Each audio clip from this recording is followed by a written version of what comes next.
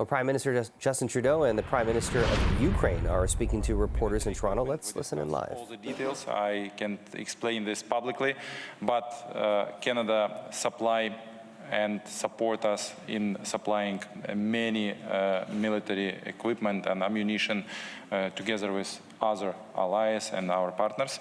The second issue was sanction support. So the next packages of sanctions on the personalities, Russian persons, and their industries, and in details I explain and describe why should we implement sanctions on nuclear sphere of Russia and nuclear industry because of their nuclear blackmailing all of the world and European continent.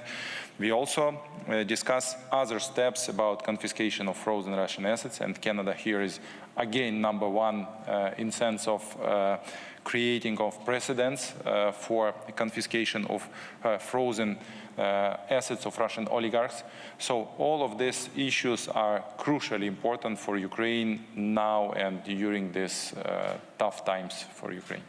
Il y a une question de suivi pour le Premier ministre à propos des... Follow-up question. About the leaks of classified documents, do you think there will be an impact on operations in Ukraine? And could you confirm that there have been incidents affecting our gas pipelines? Answer. Well, we know that we will continue to work with our partners throughout the world to defend Ukraine, to ensure that Ukraine can stand strong against Russia, and that Russia does not manage to realign the global order in its favor, nor determine the future of the Ukrainian people. That's why we'll be there for them. With regard to the cyber attacks you're referring to, against Canadian gas infrastructure, I can confirm that no physical harm was caused to these pieces of Canadian infrastructure. Confirm in regards to the reports of cyber attacks against Canadian energy infrastructure, I can confirm that there was no physical damage to any Canadian energy infrastructure following cyber attacks. Next question. My name is Yuri Klufas. I'm reporting for Kontakt, Ukrainian TV network. It's great to see both countries on the same stage. After all, we have the same great neighbor. Ukraine is experiencing an invasion and a war. Most Canadians may not know it, but we're having a similar invasion in the North Pole, which we'll learn about very soon.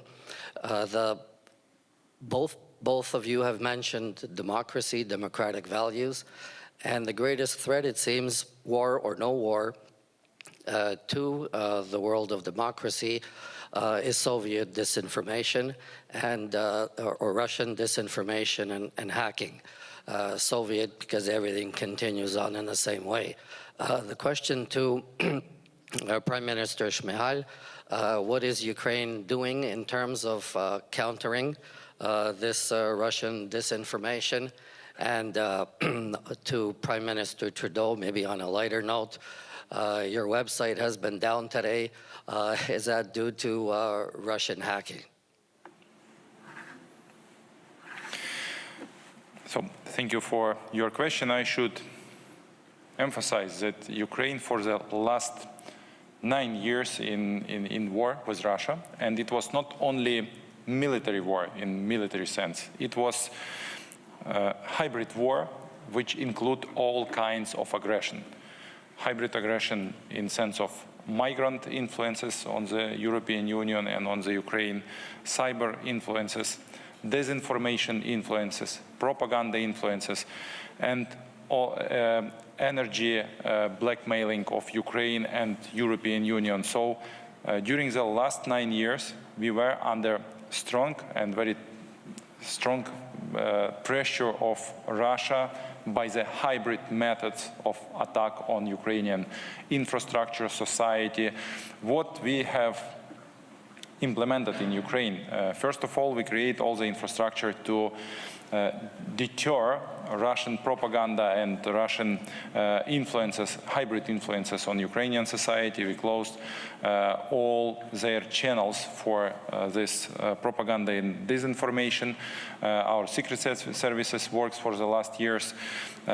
We work closely with intelligence of European Union, United States, Canada, and we create very strong cyber security centers in Ukraine, anti-propaganda and anti-disinformation center in Ukraine.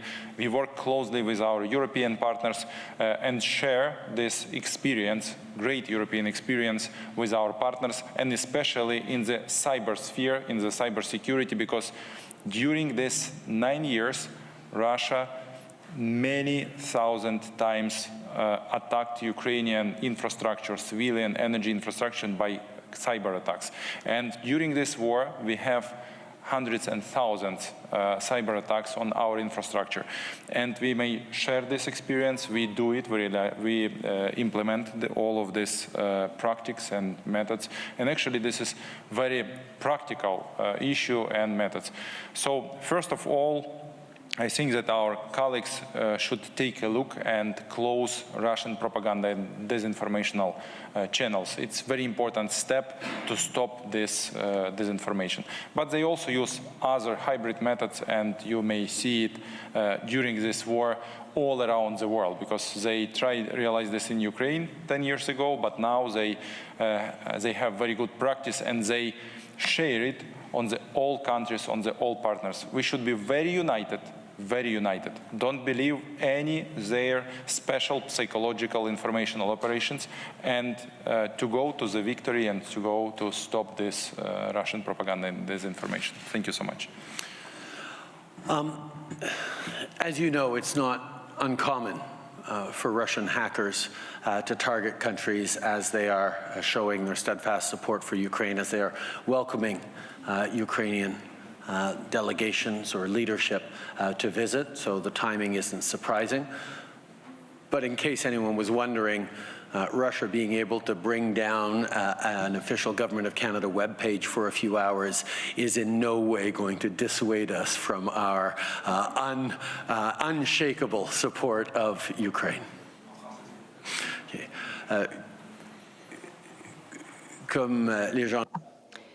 As people probably know, it is by no means rare to see Russian cyber attacks targeting countries that are showing their support to Ukraine, particularly at times when a high-level political delegation like this one is visiting. But let me be very clear.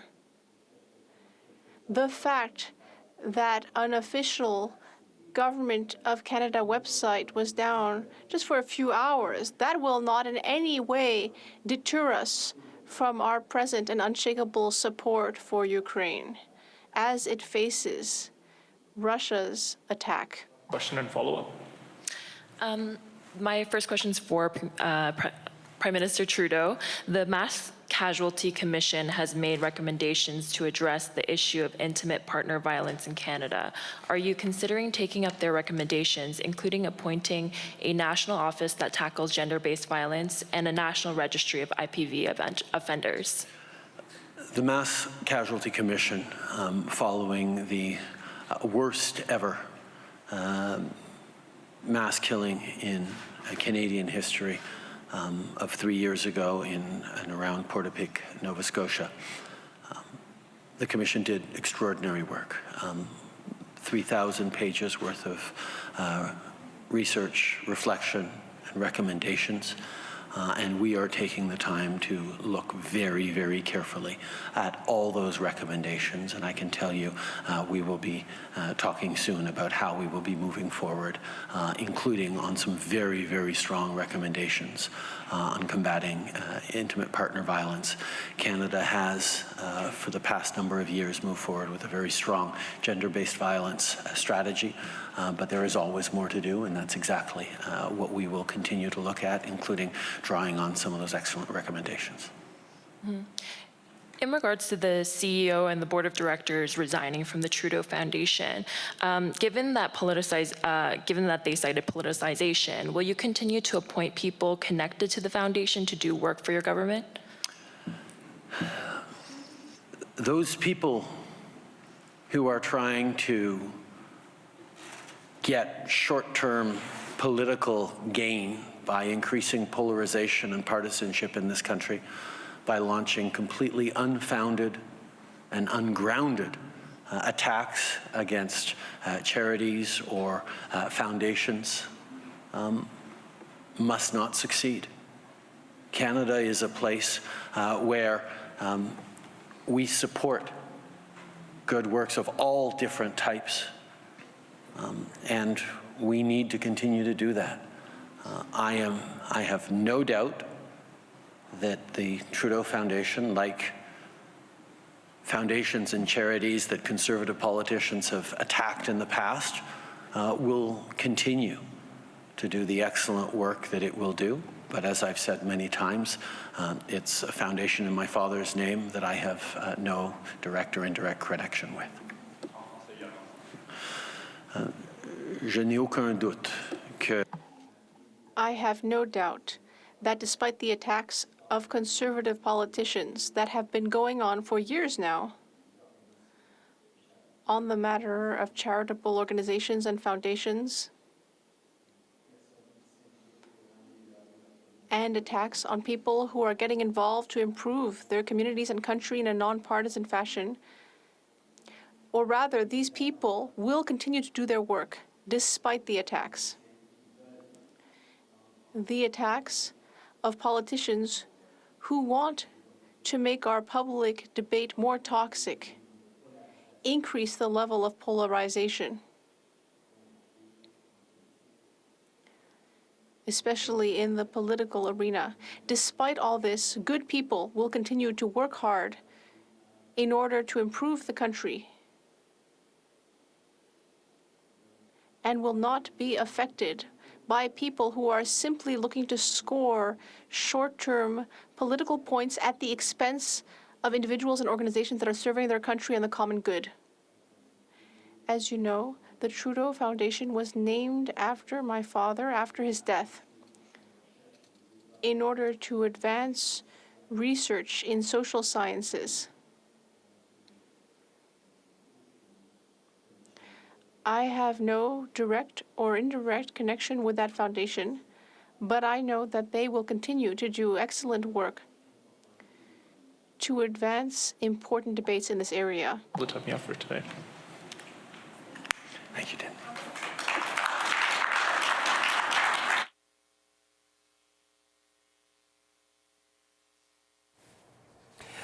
We've been listening to Prime Minister Justin Trudeau alongside the Prime Minister of Ukraine, who is in Toronto. They were just speaking to reporters.